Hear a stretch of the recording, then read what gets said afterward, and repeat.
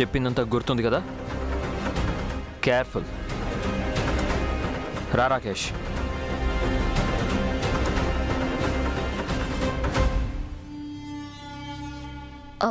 రవి గారు, రవి గారు, బాధపడకండి. అభయ్ గారు మంచివారే, కానీ ఎందుకో మీతోనే ఇలా రూడ్గా మాట్లాడతారు. ఎందుకండి అన్ని మాట్లాడుతున్న కామ్గా ఉన్నారు? మా నాన్న కోసం. మా నాన్న కార్యవర్ధన్ గారంటే చాలా అభిమానం, వాళ్ళ ఫ్యామిలీ అంటే చాలా గౌరవం. నేను ఇక్కడ ఏమాత్రం అమర్యాదగా మాట్లాడినా, అబ్బాయికి నచ్చినట్టు ప్రవర్తించినా మా నాన్నగారు ఊరుకోరు, చాలా బాధపడతారు. మా నాన్న బాధపడేలా నేనేది చేయను. ఇన్ని అవమానాలు భరిస్తూ ఈ జాబ్ చేయడం ఎందుకండి? బయట వేరే జాబ్ చూసుకోవచ్చు కదా. ఇది కూడా నాన్న కోసమే. శంకర్ గారు తనకు నేను పిఏగా ఉండాలని అడిగారు. ఆయన మాట నాన్న కాదనలేకపోయారు. అందుకే తనకిష్టం లేకపోయినా నన్ను ఈ జాబ్కు పంపారు. మా నాన్న మాట కోసం నాకిష్టం లేకపోయినా నేను ఈ జాబ్కి వచ్చాను. యాదగిరి అంకుల్ మిమ్మల్ని ఎప్పుడు కోప్పడతారని విన్నాను.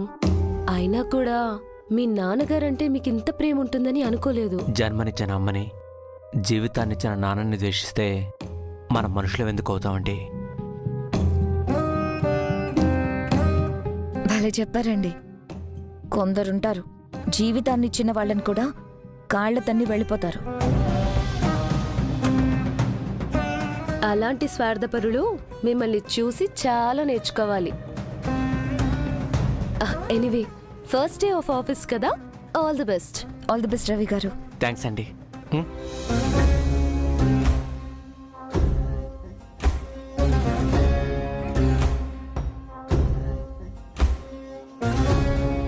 చిన్నోడా, సిస్టర్స్ ఇద్దరు ఇండైరెక్ట్గా మనకే కదా కౌంటర్స్ వేశారు?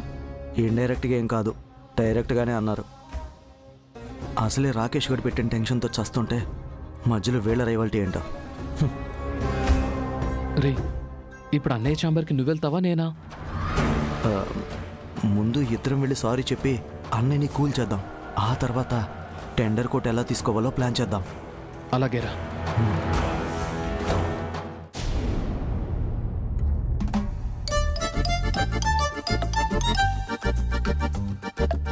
ఏదో పెద్ద ప్రాజెక్ట్ అంటున్నారు, టెండర్ అంటున్నారు, కోట్ అంటున్నారు.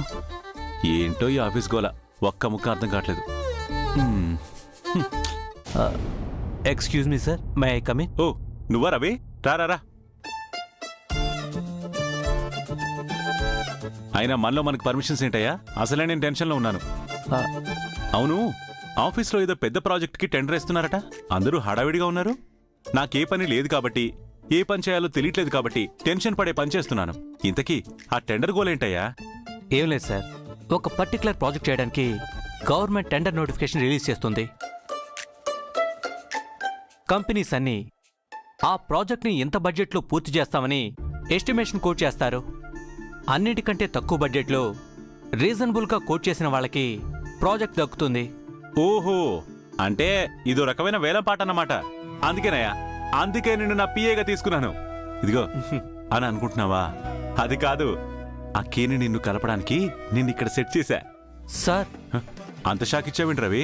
మీ ఇద్దరికి ఒకళ్ళంటే ఒకళ్ళకి ఇష్టం కదా, అది నాకు తెలుసులే. అలాంటిదేమీ లేదు సార్, నాకు అసలు ఆ ఉద్దేశమే లేదు. ఊరుకోవయా, నా దగ్గర కోతలు కోయకు. అసలేంటి నీ ప్రాబ్లం చెప్పు. ప్రాబ్లం లేదు సార్, మా నాన్న మనసు బాధపడే పనేది నేను చెయ్యను. ఇప్పటి వరకు ఆయన మనసుకు నచ్చిన పనేది నేను చేయలేదు. కనీసం ఇప్పుడైనా ఆయన మనసు నొచ్చుకోకుండా ఉండాలి అనుకుంటున్నాను. అబ్బబ్బబ్బబ్బబ్బా, నువ్వు మరీ ఇంత మంచోడు ఏంటయ్యా? నీకన్నా మంచి మనిషి మా అక్కికి ఎక్కడ దొరుకుతాడు చెప్పు. ఇదిగో, మీ ఇద్దరిని కలిపే పని నాది. వద్దు సార్, నేనేం వర్క్ చేయాలో చెప్పండి చాలు. రవి, నువ్వు నా గురించి ఏమనుకుంటున్నావు? నేను పెద్ద పొడిగిని అనుకుంటున్నావా? అసలు ఏం వర్క్ చేయాలో నాకు తెలిస్తే కదా నీకు చెప్పడానికి. శంకర్. జెండే గారు, రండి రండి. Hi sir. హాయ్ రవి, వర్క్లో జాయిన్ అయిపోయావా? అవును సార్. Very good. శంకర్, ఇది టెండర్ కోడ్. దీన్ని చాలా జాగ్రత్తగా నీ దగ్గరే ఉంచు. It's very confidential. Be careful, okay? Jende sir, మీరు అన్నిసార్లు ఓకేనా ఓకేనా అని అడగండి సార్. నా కొనుక్కు పుడుతుంది. జాగ్రత్తగా చూసుకోవాలి, అంతేగా? ఆ బాధ్యత నాకు వదిలేయండి. అలా జాగ్రత్తగా చూసుకుంటానంటే నమ్మకండి సార్. ఈ మధ్య ఆయన కాన్సంట్రేషన్ మొత్తం పని మీద ఉండట్లేదు, వేరే ఎక్కడో ఉంటుంది. అమ్మ గౌరీ గారు, అప్పుడే నా మీద కంప్లైంట్స్ ఇవ్వడం మొదలు పెట్టారా? ఓ పని చేయండి, వచ్చి మీరు చైర్మన్ సీట్లో కూర్చోండి, నేను ఆఫీస్ వదిలిపోతా. భలేవారు సార్. ఆ చైర్మన్ స్థానంలో మీరు కూర్చుంటేనే దాని గౌరవం. నేనేదో సరదాగా అన్నానులేండి, సారీ. వామ్మో, మీరేంటండి వైస్ చైర్మన్ అవ్వగానే మొత్తం వర్షని మార్చేశారు? ఇంతకు ముందు కయ్యాళి గౌరిలా కాకుండా శాంతం ప్రశాంతం అంటూ సాఫ్ట్ గా మాట్లాడుతున్నారు. కొన్ని సార్లు కొన్ని మారుతూ ఉంటాయి. మార్పు మంచిదే కదా, ఏమంటారు చూడండి సార్. అవునవును, మార్పు మంచిదే శంకర్. నాకు నచ్చలేదు సార్. అదేంటి శంకర్, అమ్మాయిలు ప్రశాంతంగా ఉంటేనే కదా మనకి ప్రశాంతంగా ఉంటుంది. అదే కదండి నా ప్రాబ్లం కూడా. గౌరీ గారు కయ్యాళ్ళ ఉంటేనే నేను పోట్లాడడానికి వీలవుతుంది. ఆవిడ ఇలా ప్రశాంతంగా ఉన్నారనుకోండి, నాకు నచ్చేస్తారు. ఒకసారి రండి. ఆవిడ నాకు నచ్చేశారనుకోండి, యదవ మగ మనసు ఊరుకోదు కదండి, జూవు ఉంటుంది. ఆ తర్వాత మన జీవితం శంకరగిరి మాన్యాలే. చాలండి, ఆ? ఇది ఆఫీసులో ఇలా మాట్లాడకూడదు. మీకు అస్సలు బుద్ధి లేదు.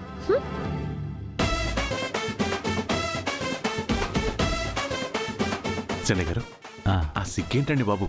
అమ్మాయిలు సిగ్గుపడితే మరీ ఇంత అందంగా ఉంటారా? Shankar, control control Shankar. Ravi sir, నువ్వు చేయాల్సిన పనేంటో చెప్తాను, come with me. Okay sir. వస్తాను శంకర్. వస్తాను సార్. Follow him. వాళ్ళు వచ్చారు, మాట్లాడారు, వెళ్ళిపోయారు. మళ్ళీ నేనేం పని చేయాలనే టెన్షన్ స్టార్ట్ అయింది.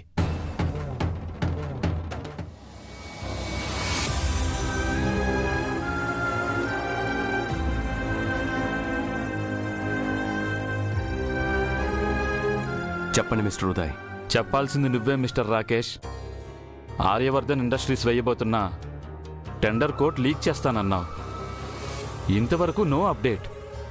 ఆ పని మీదే ఉన్నాను. Just give me 1 hour. 1 hour కాకపోతే 2 hours తీసుకో. బట్ మేక్ ఇట్ షూర్, ఈ ప్రాజెక్ట్తో నా కంపెనీ టర్నోవర్ ఆర్యవర్ధన్ ఇండస్ట్రీస్ని దాటిపోవాలి. అయినో అంతా మీరు అనుకున్నట్టే జరుగుతుంది. నేను చూసుకుంటాను. ఓకే. ఈ ఇడియట్స్ ఏం చేస్తున్నారు?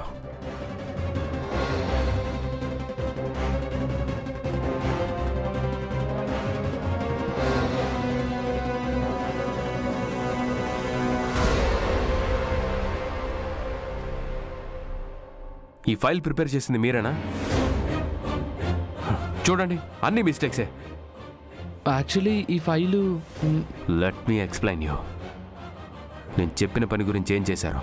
అది మా అన్నయ్య ఛాంబర్లోకి వెళ్ళాలంటేనే మాకు భయంగా ఉంది. ఆ అన్నయ్యని ఫేస్ చేయడమే కష్టంగా ఉందంటే ఇంకా కోర్టు ఎలా తీసుకురాగలం?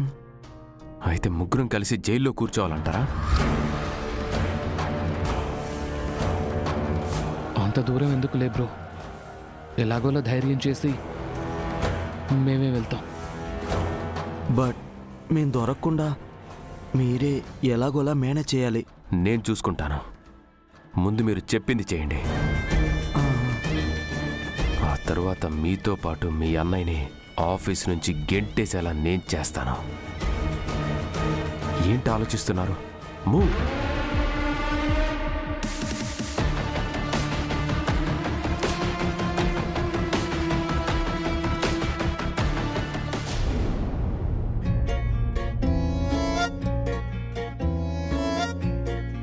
వామ్మో, మనం పెద్దగా చదువుకోలేదు కాబట్టి సరిపోయింది రోయ్. లేదంటే ఇంత పెద్ద పెద్ద ఇంగ్లీష్ లెటర్స్ చదివి వీటిని అర్థం చేసుకుని పెద్ద పెద్ద ఉద్యోగాలు చేయాల్సి వస్తే ఎంత టెన్షన్ వచ్చేదో. మనం సేపు వదిలే, ఈ బాధలేవో వీళ్ళే పడతారు.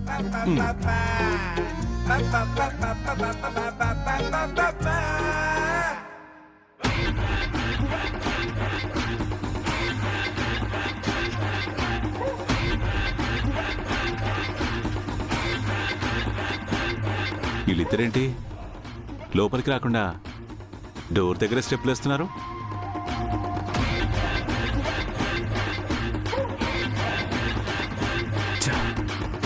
వీళ్ళని నమ్ముకుంటే ఏ పని జరగదు. నేనే బలవంతంగా చేయించాలి. మీరు ఇక్కడే ఉండండి, నేను లోపల మాట్లాడి సెట్ చేసి వస్తాను. Excuse me sir. శంకర్ గారు మీతో కొంచెం మాట్లాడాలి. చెప్పు రాకేష్. ఏం లేదండి, మీ తమ్ముళ్ళిద్దరూ మీ పట్ల ప్రవర్తించిన తీరుకి చాలా బాధపడుతున్నారు. మిమ్మల్ని ఫేస్ చేయాలంటేనే ఇబ్బందిగా ఫీల్ అవుతున్నారు. అందుకే మీకు సారీ చెప్పాలని క్యాబిన్ బయటే వెయిట్ చేస్తున్నారు. సారీ అయినా వాళ్ళు చెప్తారా, లేక నువ్వే చెప్తావా? తీసుకొస్తాను. పిలుస్తున్నారండి.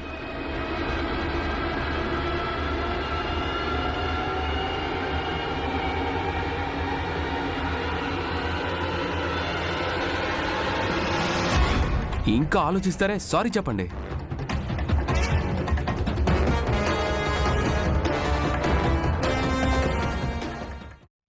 అన్నయ్య అన్నయ్య అన్నయ్య అన్నయ్య మమ్మల్ని క్షమించన్నయ్య. మమ్మల్ని క్షమించన్నయ్య. ఇంకెప్పుడు నీ మనసు బాధ పెట్టేలా ప్రవర్తించు అన్నయ్య. నువ్వు దూరం పెడితే గానీ నీ విలువ తెలియలేదన్నయ్య. వీళ్ళేంటి నిజంగానే ఫీల్ అయిపోతున్నారు?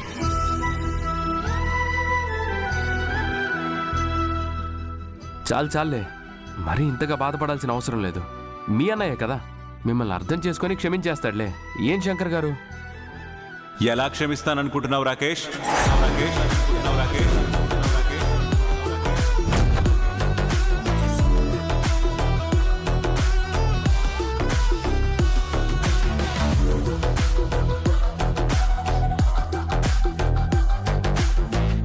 వీళ్ళని నా తమ్ముళ్ళు అనుకొని పెంచలేదు రాకేష్, నా సొంత కొడుకులన్నట్టుగా పెంచాను. వాళ్ళు అడిగినవన్నీ ఇచ్చాను, నా జీవితమే వాళ్ళనుకున్నాను. కానీ వాళ్ళేం చేశారు, నన్ను వదిలేసి నేను ఒక స్వార్థపరుణ్ణని ముద్ర వేసి వెళ్ళిపోయారు. వాళ్ళు నాకు దూరం అయినప్పటి నుంచి నా మనసులో నేనెంత బాధపడ్డానో అది నాకే తెలుసు.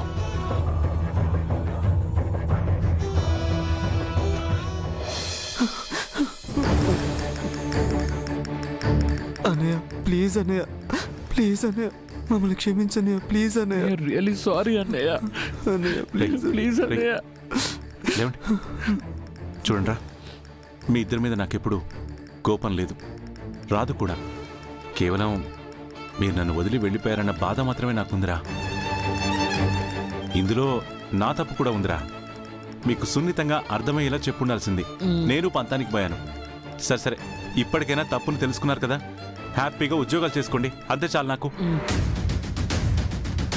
రేయ్, నేను ఈ చైర్మన్ పోస్ట్లో ఉన్నానని మీరు నా తమ్ముళ్ళని చెప్పి అడ్వాంటేజ్ తీసుకోకండి. అభయ్, అఖిల్ ఎంతో నమ్మకంతో నాకు ఈ బాధ్యత అప్పగించారు. అలాగే రాకేష్ మీ మీద నమ్మకంతో మీకు ఉద్యోగాలు ఇప్పించాడు. ఆ నమ్మకాన్ని ఎప్పటికీ పోగొట్టుకోకండి, దాన్ని నిలబెట్టుకోండి. ఎందుకంటే నమ్మకం అనేది చాలా విలువైంది. జీవితంలో ఏది పోగొట్టుకున్నా తిరిగి సంపాదించుకోవచ్చు, కానీ నమ్మకాన్ని ఒకసారి పోగొట్టుకుంటే తిరిగి సంపాదించుకోలేం. అది మాత్రం ఎప్పటికీ గుర్తుపెట్టుకోండి. శంకర్ ఏంటి మాటలతోనే హిప్నటైజ్ చేసి టైం వేస్ట్ చేసేలా ఉన్నాడు? మీరు ఇంతలా చెప్తున్నారు కదా, ఇక నుంచి కరెక్ట్గా ఉంటారులేండి. ఇక మీదట మీరంతా కలిసి సంతోషంగా ఉండాలి.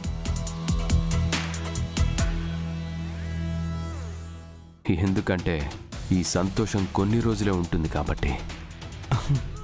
Rakesh sir, thank you so much Rakesh. నీ వల్లే మా తమ్ముళ్ళిద్దరినీ కలుసుకోగలిగాను. నీ వల్లే వాళ్ళిద్దరికి ఇక్కడ ఉద్యోగాలు వచ్చాయి.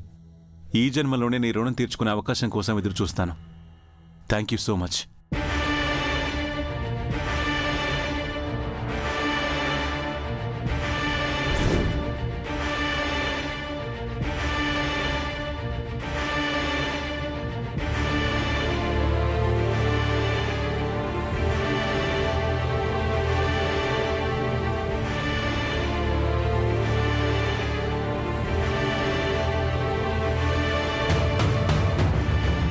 నాదే ఉందండి, ఏ టైంకి ఏది ఎలా జరగాలో అది అలా జరుగుతుంది. కరెక్ట్గా చెప్పావు రాకేష్. సరే, వెళ్ళి మీ పనులు మీరు చూసుకోండి. మన ముగ్గురం కలిసిపోయిన విషయం గౌరీ గారికి చెప్పి హ్యాపీగా షేర్ చేసుకోవాలి.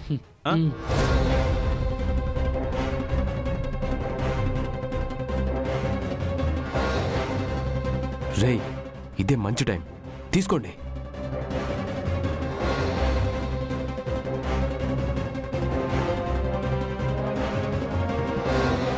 అబ్బబ్బబ్బబ్బబ్బబ్బా, మీరొచ్చారన్న ఆనందంలో నాకు జిండే గారు అప్పచెప్పిన బాధ్యతను మర్చిపోయాను. మన కంపెనీకి ఒక పెద్ద ప్రాజెక్ట్ వచ్చింది. దానికి సంబంధించిన కొటేషన్ తాలూకు డాక్యుమెంట్స్ అన్నీ జిండే గారు నాకు కవర్లో పెట్టి నమ్మకంతో భద్రపరచమని ఇచ్చారు. ఎదుటివాళ్లు మనల్ని నమ్మి ఒక బాధ్యత అప్పచెప్పిన తర్వాత మనం జాగ్రత్తగా కాపాడుకోవాలి కదా. అది వదిలేసి వెళ్ళిపోయాను. టక్కన గుర్తుకొచ్చింది, అందుకే వచ్చేసా.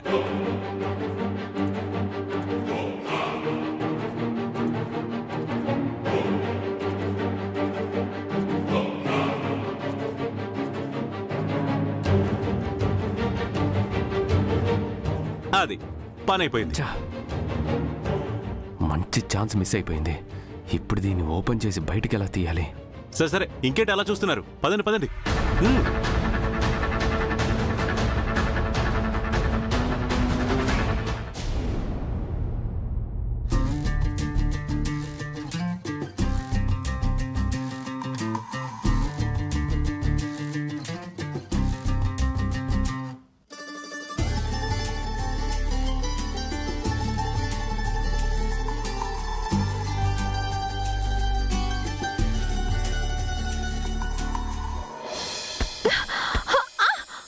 వస్తా నే వెంటనే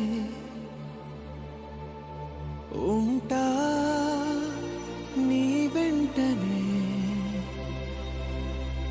ముద్దంటిన చెంపపై తడియారనే లేదులే మాటొకటి చెప్పేంతలో పయనాలు మొదలాయని ఓ ప్రేమ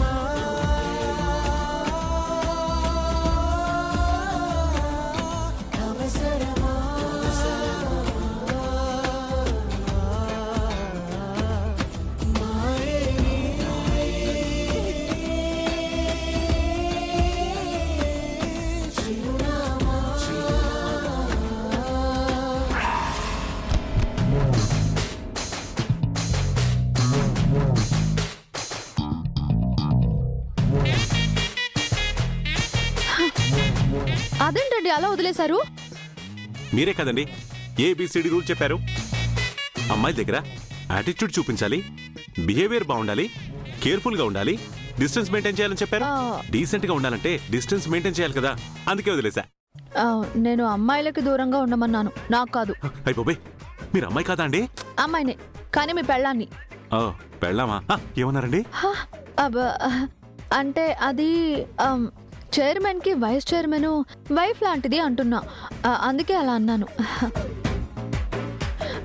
చైర్మన్ వైస్ చైర్మన్ ఒక అండర్స్టాండింగ్ లో పని చేయాలి కదా, అర్థమైందా? అర్థమయ్యి అర్థం కాకుండా నేనుంటే అర్థమైన మీరు అర్థం కాని నన్ను అర్థమైందా అని అడిగితే అర్థం కాని నేను అర్థమైన మీకు అర్థం కాలేదని అర్థమయ్యేలా ఎలా చెప్పగలను? అందుకే ట్యూబ్లైట్ అనేది. ఏమన్నారు?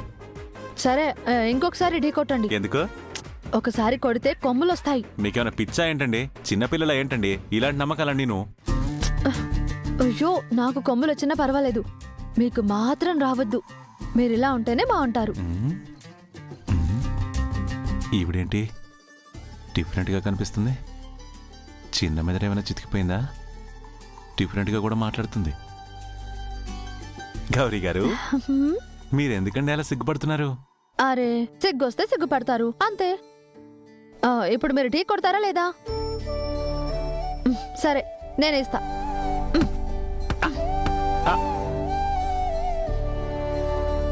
వామ్మో, ఈవిడ పిచ్చి పీక్స్కి వెళ్ళిపోయింది. ఖచ్చితంగా ట్రీట్మెంట్ ఇప్పించాలి. పాపం, అసలే పెళ్లి కావాల్సిన అమ్మాయి.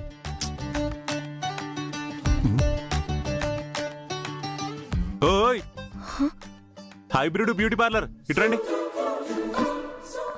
ఇట్రండి.